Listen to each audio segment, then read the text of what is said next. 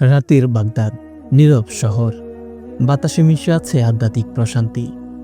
মসজিদের সামনে বসে আছেন এক মানুষ, যার দৃষ্টি গভীর নদীর মতো, কণ্ঠে বিনয়, আচরণে কোমলতা, যাকে মুসলিম দুনিয়া এক নামে চেনে, সৈয়দুত তাইফা, তাসাউফের ইমাম হজরত জুনায়েদ বাগদাদি রহমতুল্লাহ আলাইহি।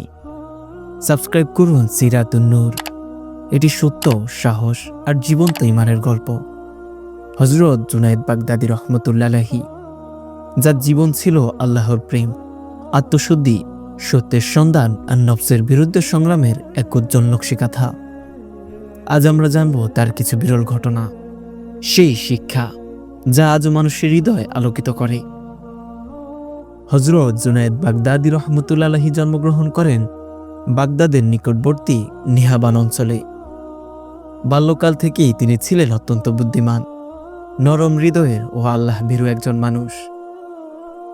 ছোটবেলায় তিনি তার চাচা হজরত সিররি সাক্কাতি রহমতুল্লাহ আলাইহির সান্নিধ্যে বড় হন। চাচাই তার প্রথম শিক্ষক। তাসাউফ, আদব ও আখলাক তিনি তার কাছ থেকেই শিক্ষা নেন। একদিন শিশুকালে চাচা তাকে প্রশ্ন করলেন, তাওহীদ কি জিনিস?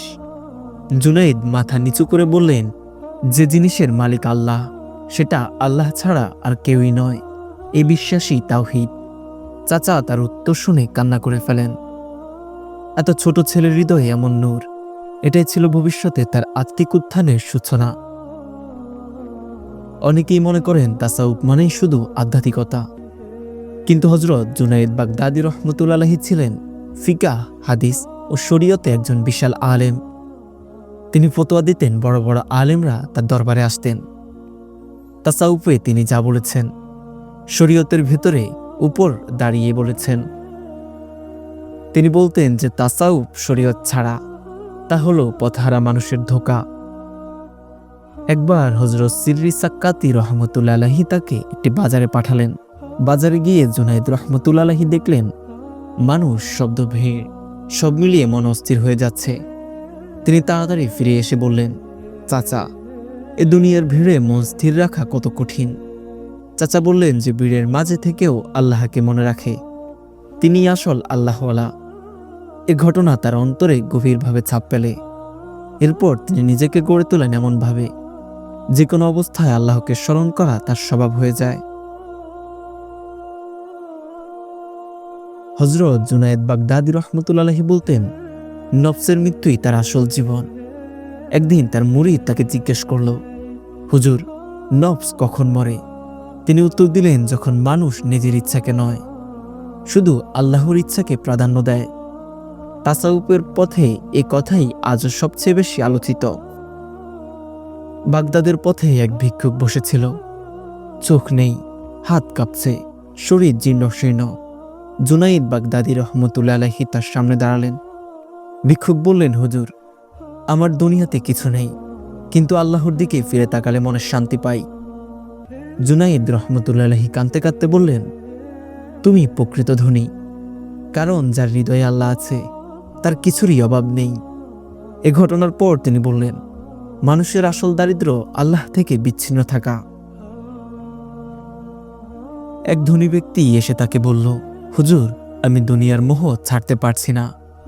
জুনায়েদ রহমতুল্লাহ আলাইহি তাকে বাজারে নিয়ে গেলেন। সেখানে এক কসাই ডিম কাটছিল। তিনি লোকটিকে বললেন, দেখছ, এই ডিমটা আগে সম্পূর্ণ ছিল, কিন্তু ভেতরের জিনিস বের হতে হলে ওকে ভাঙতেই হবে। মানুষও তেমনি, হৃদয় না ভাঙলে নূর ঢোকে না। লোকটি কেঁদে ফেললেন। এ কথায় বদলে দেয় তার জীবন। কেউ তাকে জিজ্ঞেস করল, তাসাউফ কি? তিনি বললেন, তোমার ভেতরে যা খারাপ তা দূর করে দাও, আর তোমার ভেতরে যা ভালো তা আল্লাহর জন্য রাখো। এটাই ছিল তার পুরো দৃষ্টিভঙ্গি, সহজ, পরিষ্কার, বাস্তব।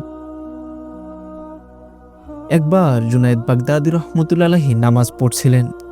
এমন সময় তার ঘরে একটি কাচের গ্লাস পড়ে ভেঙে যায়। একজন জিজ্ঞেস করলেন, হুজুর, শব্দটা কি শুনেছেন? তিনি বললেন, এমন স্থানে দাঁড়িয়েছিলাম যেখানে এ দুনিয়ার কোনো শব্দ পৌঁছায় না। এই ঘটনা শুধু তার খুশুখুজুর পরিচয় দেয়, যা আমাদের নামাজের মান উন্নত করতে সাহায্য করে। হযরত জুনায়েদ বাগদাদী রহমতুল্লাহ আলাইহি ইন্তেকাল করেন 297 হিজরি সালে। ইন্তেকালের সময় তিনি 3 বার সূরা ইয়াসিন তেলাওয়াত করেছিলেন এবং শেষবার তেলাওয়াত সম্পূর্ণ করে আল্লাহর দিকে ফিরে যান।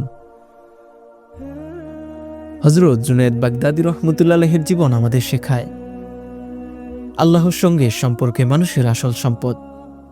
যে হৃদয়ে আল্লাহ থাকে তার জীবন বদলে যায়, অন্ধকার দূর হয়ে যায়। তার পুরো জীবন একটাই কথা বলে, নিজেকে ঠিক করো, তোমার চারপাশ ঠিক হয়ে যাবে। সাবস্ক্রাইব করুন সিরাতুন নূর। এটি সত্য, সাহস আর জীবন্ত ঈমানের গল্প। ইনশাআল্লাহ পরবর্তী পর্বে আমরা জানব হযরত আব্দুল কাদের জিলানী রহমতুল্লাহ আলাইহির জীবনী।